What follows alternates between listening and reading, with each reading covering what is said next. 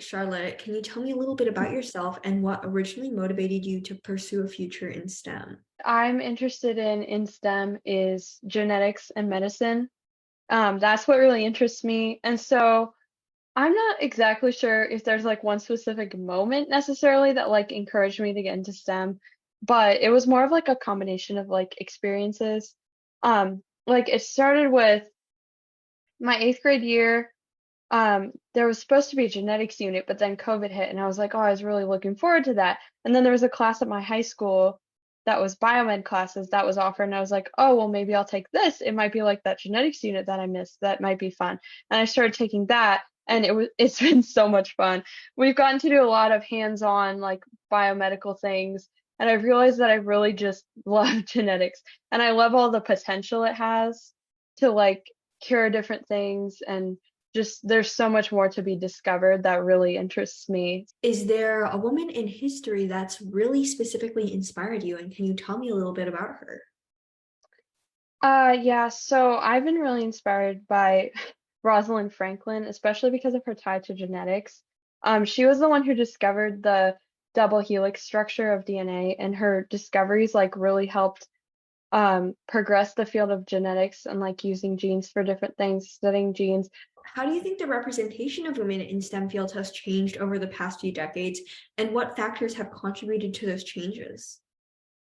So I definitely think that there's more women in STEM, and there's definitely like a push to get women into STEM. Like people have realized that there's a problem, and so there's been more awareness, and I think that's a big change that's happened.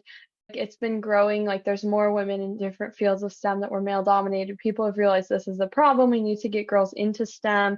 I think just the awareness has been a big aspect of like helping to grow women in STEM, but I do still think there's a long way to go, especially with like equal pay and stuff like that in certain STEM fields and equal recognition. How has your involvement with the National Girls Collaborative Project and the Youth Advisory Board shaped your perspective on gender equity in STEM, and what are some of the most valuable lessons that you've learned? I didn't really know what to expect when I got on the board. And when I got on there, I was like, wow, these are some of the coolest people I've ever met in my life.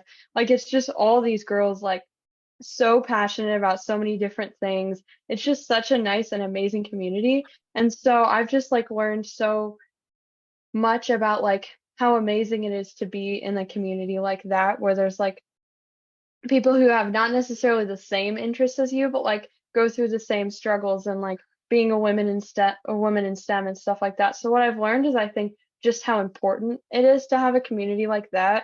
And I think that everyone should have like a community of people just like that to like help support them in their interests and make them feel like they're like being heard and appreciated and like people are like proud of them like wow you're amazing you're doing all this and If you had a young woman who was interested in pursuing STEM but was unsure or was scared about overcoming potential obstacles, what advice would you give to her? I would say that just because things aren't perfect now doesn't shouldn't scare you away because you can be part of the change that makes it better. So I would say just follow your dreams and if there's no path for you that's already there, just make one. Like just keep going forward and if there's no change then make it yourself.